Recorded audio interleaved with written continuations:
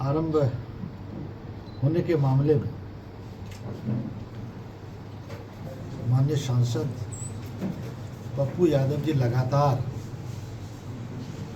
भ्रामक बयानबाजी कर रहे हैं। यह क्रेडिट लेने की कोशिश नहीं बल्कि क्रेडिट लूटने का प्रयास है।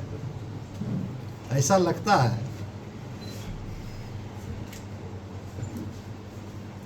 कि सांसद जी झूठ बोलने का ग्लोबल टेंडर लेके बैठे हुए हैं।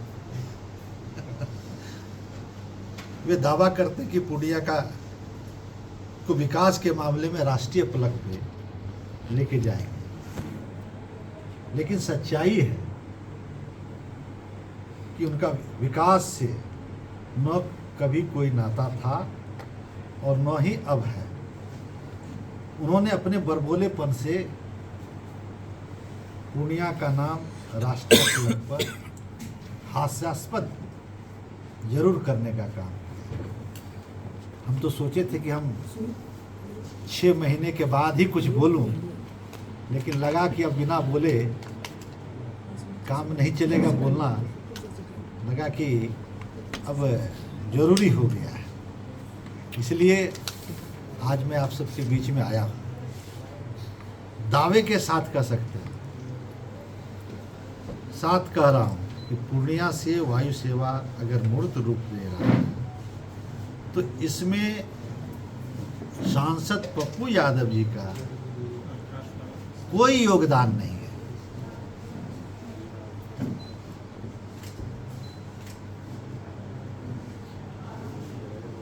वे कहते हैं कि 4 चुनाव से पहले कह रहे थे कि 4 महीने में जब हम जीतेंगे तो पूर्णिया से वायु सेवा बहाल कर देंगे।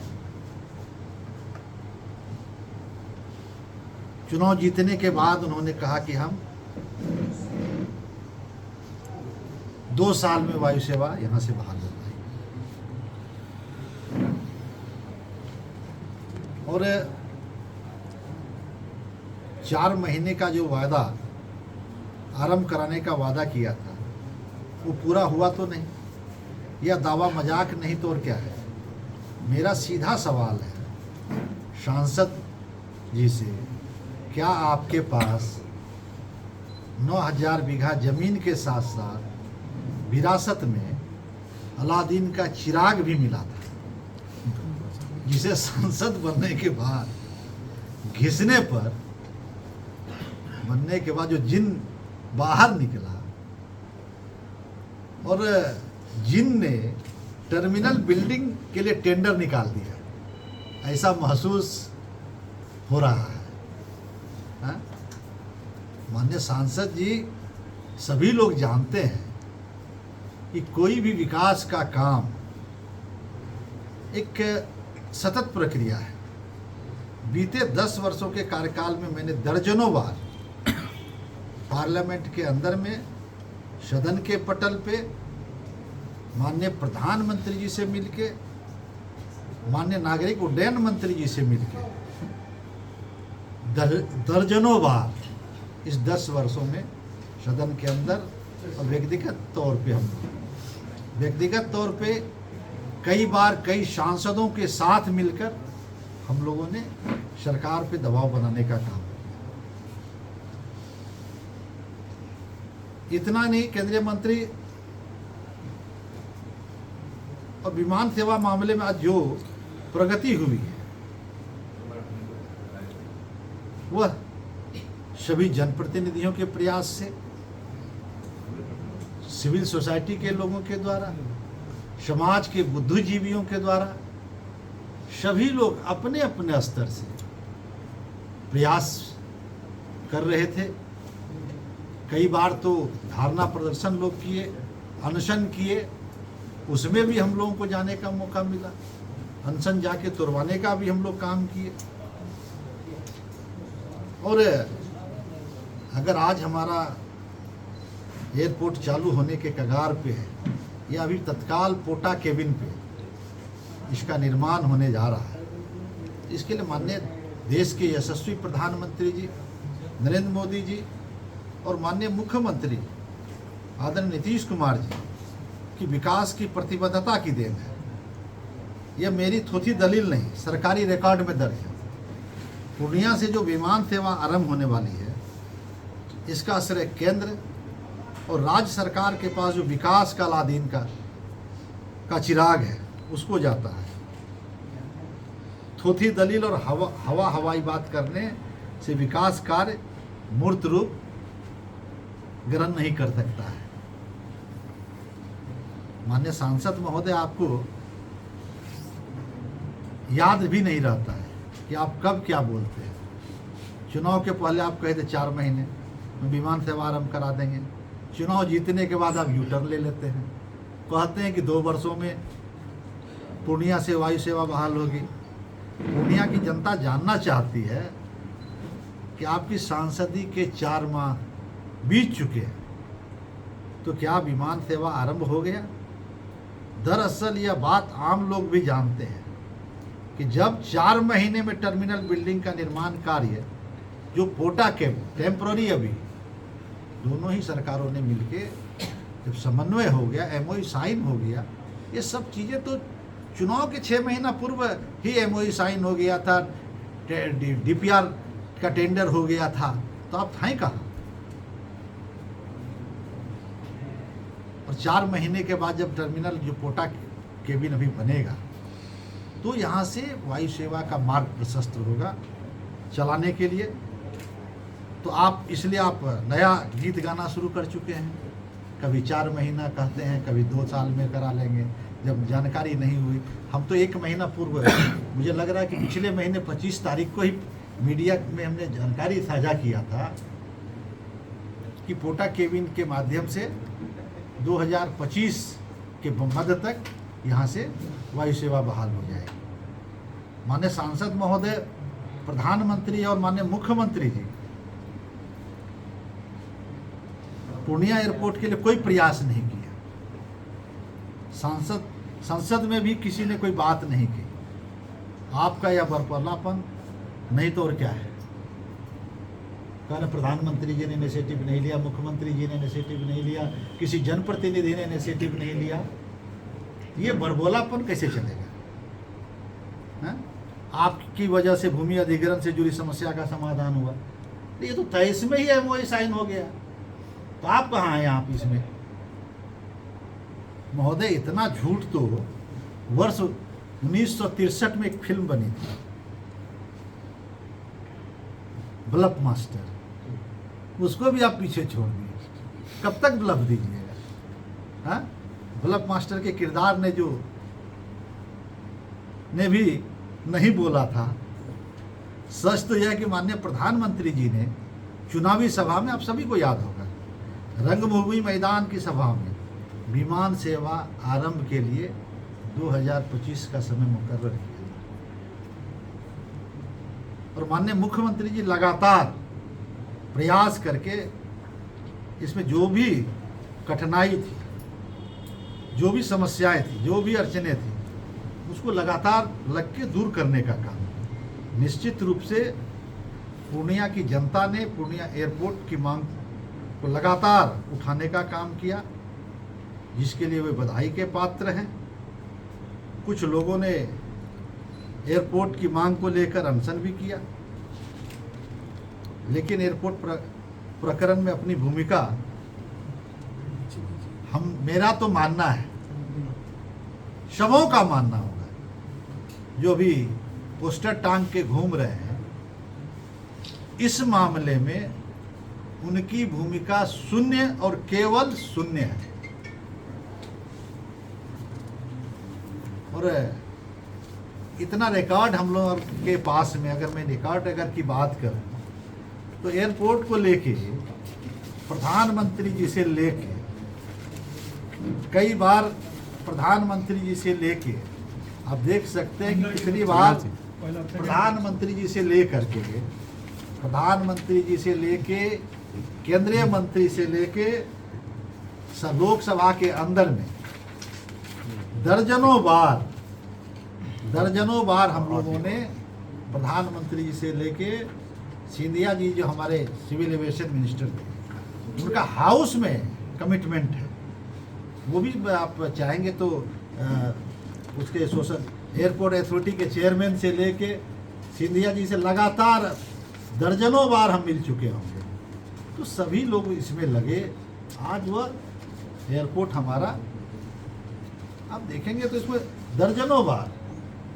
और पिछले महीने में जब हम बिहार के चीफ सेक्रेटरी से हमारी मीटिंग हुई थी तो उन्होंने भी आश्वस्त किया था कि सर सारी बाधाएं दूर हो गई और कोटा केबिन पे भी लोग सहमत हो गए हैं, इसीलिए 4-6 महीने में यहाँ से अब हम लोग वायु सेवा बहाल कर लेंगे, जिसकी जानकारी हम सभी मीडिया में दिए थे। और सभी मुझे लग रहा है कि सभी मीडिया के में छपा भी था, प्रिंट मीडिया में। MOU साइन हुआ 23 में, ये देख लीजिए 5 जून 23 को साइन हुआ। तो आप हैं कहाँ भाई? आप कहाँ हैं? कहीं तो आप हैं नहीं। 4 जुलाई को हमने एयरपोर्ट अथॉरिटी के चेयरमैन से मिला। हम लोग सभी सांसद मिलके हम लोगों ने कई बार मिला, निरंतर प्रयास के प्रधानमंत्री जी से लेके सिविल एविएशन मिनिस्टर से लेके सदन के माध्यम से और व्यक्तिगत तौर पर लगातार प्रयास किए। तो आप लोग तो यानी मुफ्त में क्रेडिट लूट, क्योंकि मेंटालिटी है होता है कुछ लोगों का कि जो जिस मेंटालिटी के लोग होते हैं वो अपने हरकत से बाज नहीं आते हैं कुछ लोग। लेकिन बिहार में डबल इंजन की सरकार है, सुशासन की सरकार है, गड़बड़ करने वाले का तो हिसाब किताब होता है यहाँ पे, इसीलिए सचेत रहने की आवश्यकता है। अब आपको बताना चाहते हैं, ये तो एयरपोर्ट का मामला है। दूसरी तरफ आज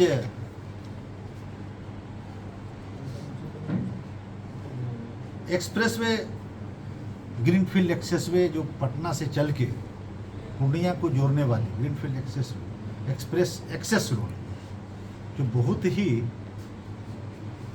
एक पूर्णिया पटना के लिए मील का पत्थर साबित होगा। बहुत ही हाईटेक रोड हम लोगों को मिलने जा रहा है, उसके बारे में मैं बताना चाहता हूँ। सांसद जी तो क्रेडिट लूटने का रिकॉर्ड बनाना चाहते हैं। ग्रीनफील्ड एक्सेस से उनका दूर दूर तक कोई रिश्ता नहीं, उसको लेकर भी अनर्गल बयानबाजी कर रहे हैं। पूर्णिया के लोग को भी जानते हैं कि एक्सप्रेसवे के लिए मैंने और मधेपुरा के सांसद आदरणीय दिनेश चंद्र यादव जी ने अथक प्रयास किया, तब इसकी स्वीकृति मिली। और वो फिर एक बार पूर्णिया की जनता को बरगलाने की कोशिश कर रहे हैं। आपने सांसद बनने के बाद प्रस्ताव दिया कि अगर उस अनुसार अलाइनमेंट बनता तो धमदाहा, रुपौली और पूर्णिया की जनता एक्सप्रेसवे से वंचित रहे। आप तो मधेपुरा और खुर्दा एक्सप्रेस को ले जाना चाहते हैं। वोट पूर्णिया की जनता ने दिया, सुविधा मिले मधेपुरा को। क्या यह आगामी लोकसभा चुनाव की तैयारी तो नहीं है? आप देख सकते हैं कि ये देखिए,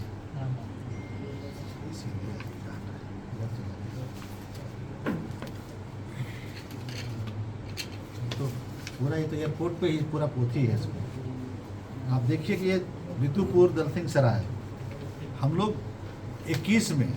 2021 में गडकरी जी से मिले और गडकरी जी का जवाब 16 अगस्त 21 को आया है कि हम इसका फिजिबिलिटी स्टडी करा रहे हैं। ठीक है, फिर देखिए आप इसका